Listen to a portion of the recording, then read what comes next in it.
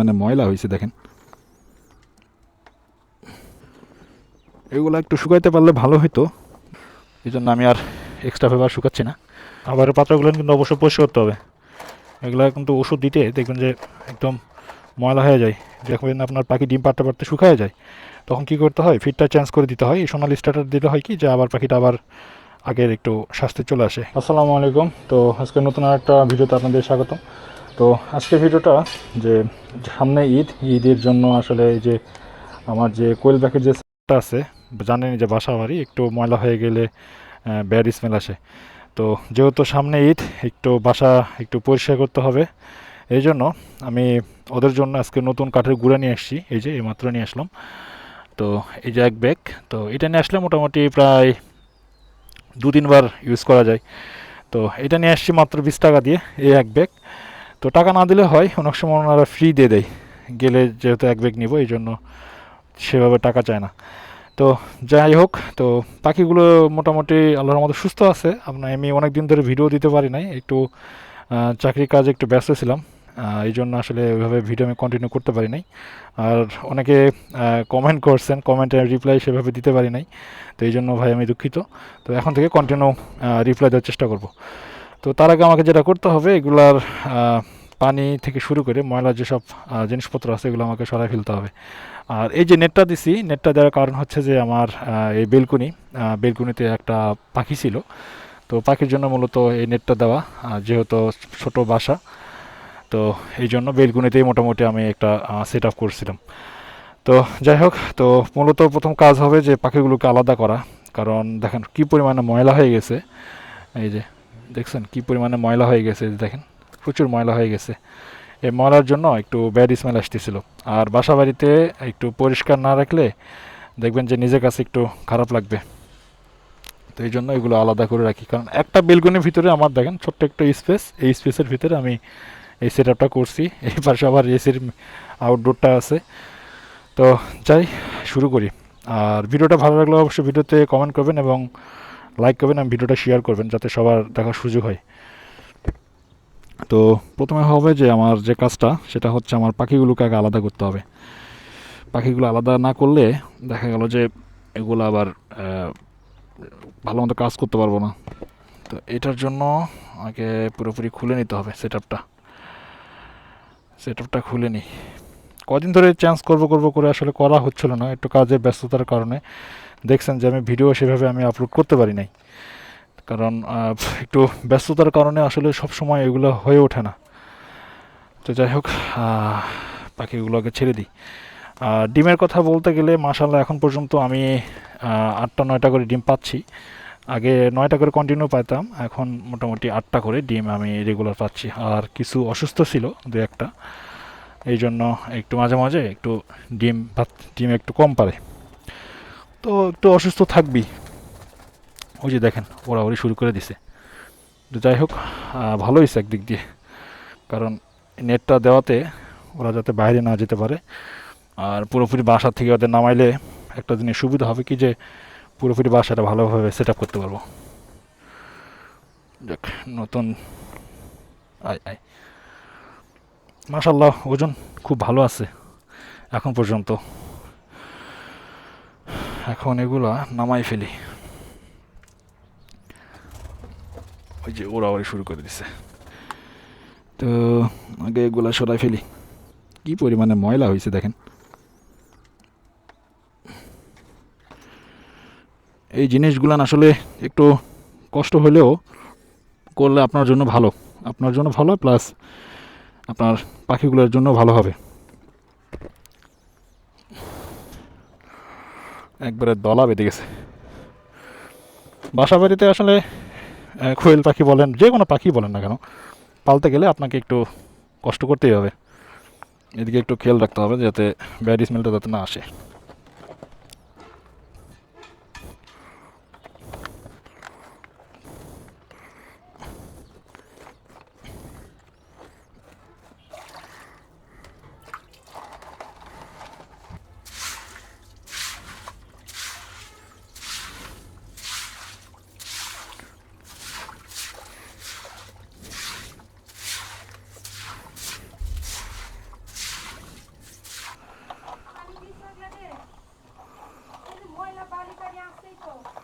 কই ওগুলো থাকবে না। এরপরে এরপরে দিন 10-15 পরে আমি আবার সে লেয়ার ফিটে চলে যাব।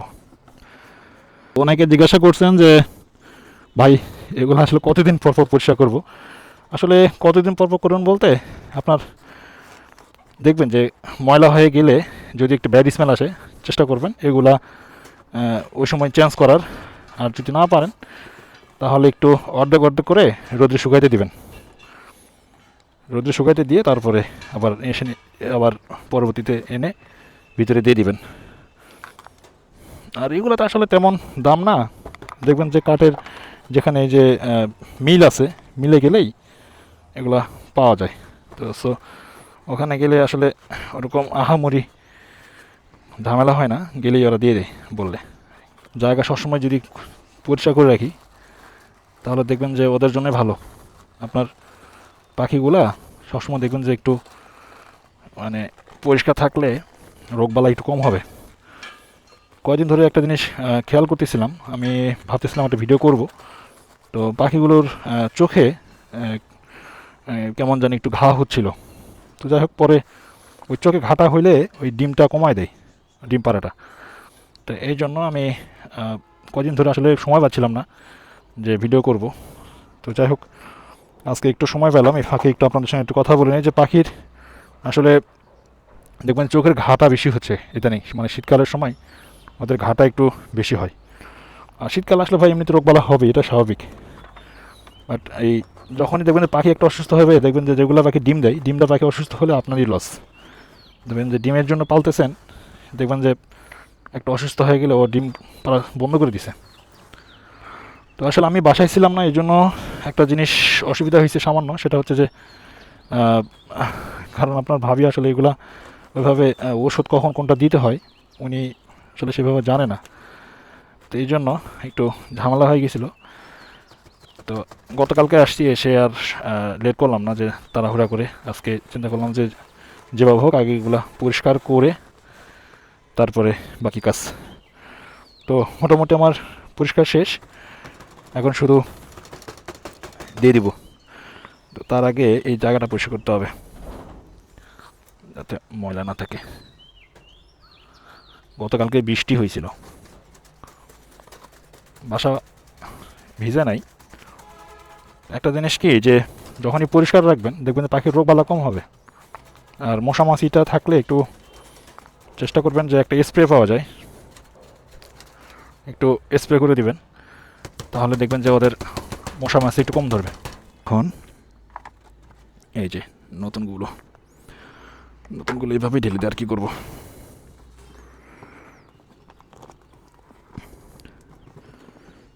যেহেতু আমার সময় কম, এই জন্য আমি আর এক্সট্রা ফেভার শুকাচ্ছি না।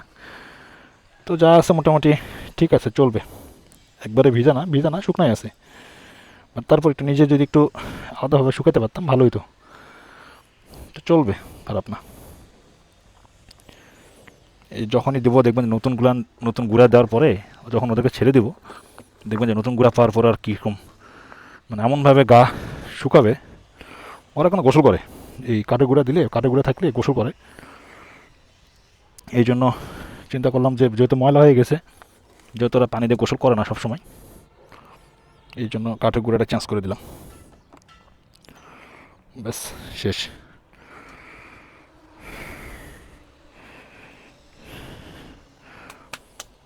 কাজ শেষ, এখন ওদেরকে এখানে রেখে দেওয়ার পালা। আয়, বিসমিল্লাহ। অনেকে আপনারা আমার ওষুধ দেখতে চাইছেন, এই যে রেনাসোলিডি 3, ক্যালপ্লেক্স, এই যে ইসেল, আর এই জিংবেট, আর এইগুলো হচ্ছে খাবার। তো খাবার পাত্রগুলো পরিষ্কার করে দিব একটু পরে, তার আগে ওরা আগে গোসল করে নিক। এই যে দেখেন দিয়ে দিছি, আর গোসল করা শুরু হয়ে গেছে। তো যেহেতু আরও ময়লা পড়বে, কিছুক্ষণ ওয়েট করি। ওয়েট করার পরে ওদের গোসল করা শেষ হলে তারপরে বাকি সেট আপগুলো করে ফেলবো।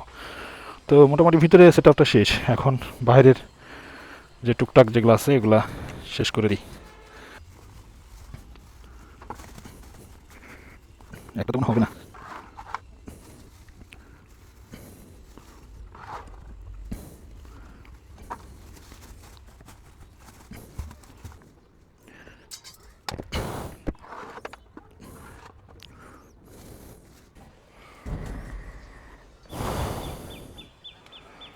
তো মোটামুটি শেষ। এখন একটু পরে খাবার দিব, এগুলো লাগাই দিই।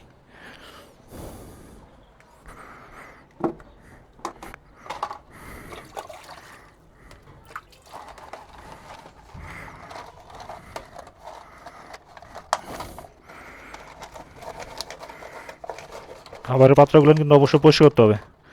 এগুলো কিন্তু ওষুধ দিতে দেখবেন যে একদম ময়লা হয়ে যায়, যেহেতু ওষুধ দিতে হয়। যদি পারেন পরিষ্কার করবেন, নয়তো বা চেঞ্জ করে ফেলবেন।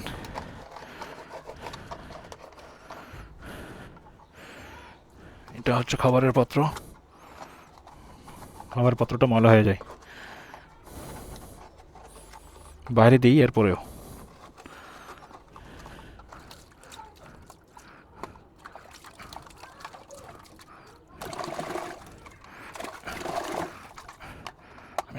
শেষ।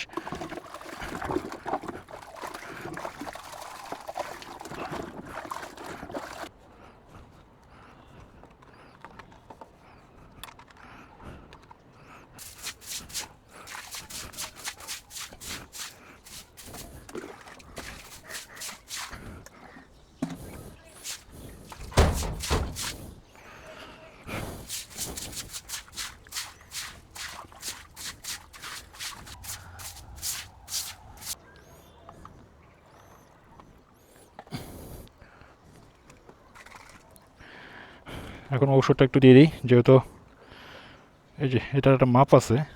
আমি কি করি 0.5 ml করে দিই 1 লিটার পানিতে, যেহেতু দুইটা একসঙ্গে দিব। এটা হচ্ছে রেনাসল AD3। যেহেতু এটা আমার 1 লিটারের একটা পাত্র, আমি 1 লিটার পানি দিব ওখানে, বাট ওষুধগুলো দিব 0.5 করে। রেনাসল AD3, এরপর দিব ক্যালপ্লেক্স। এই যে 0.5 একটা মাপ আছে এই যে এখানে, বেশ, যাতে দুইটা ওষুধ মিলে যাতে 1 ml হয়। যেহেতু মিক্সড করে দিব, যাতে দুইটা ওষুধ 1 মিলি করে দিলে আবার দেখা গেল যে ওভার ডোজ হয়ে যাচ্ছে। এই জন্য আমি কী করবো 0.5 করে, যাতে দুইটা যাতে 1 ml হয়। এখন এটা পানি মিক্সড করে দিব পুরোপুরি, যাতে 1 লিটারের মতো পানি হয়। বেশ, একটু কম হয় সমস্যা নেই, যেহেতু ওষুধের পরিমাণটা একটু কমাই দিছি। ব্যাস, এই হচ্ছে ওদের আজকের দিনের ঔষধ। আর এখন দেব খাবারটা।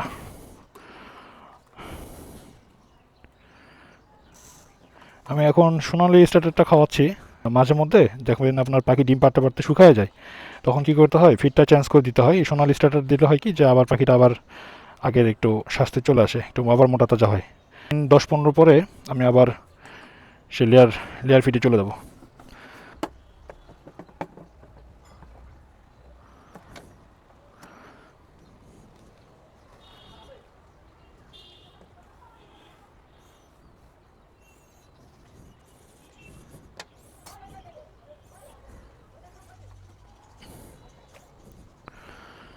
মাশাল্লাহ, তো আজকের মতো আমার ভিডিও এখানে শেষ। আর কাজটা কিন্তু আলহামদুলিল্লাহ যা হয়েছে খারাপ হয় নাই, ভালো হয়েছে। তো এই হয়েছে মোটামুটি আজকের ভিডিওটা। তো তারপরেও আপনাদের ইচ্ছা মতো আরও যা যা করা দরকার আপনারা সেভাবে পরিষ্কার রাখবেন। আর মূলত হচ্ছে যে বাসস্থান পরিষ্কার রাখলে পাখি যেমন সুস্থ থাকবে, আপনার দেখবেন যে পাখির ডিম পাড়তে করতে তেমন কোনো সমস্যা হবে না, কারণ গাটা ময়লা থাকে না। এখন দিয়ে দিছি মোটামুটি, ওরা কিন্তু গা কিন্তু ফ্রেশ করে নিছে। তো ভিডিওটা এই পর্যন্তই, সবাই ভালো থাকবেন, আসসালামু আলাইকুম।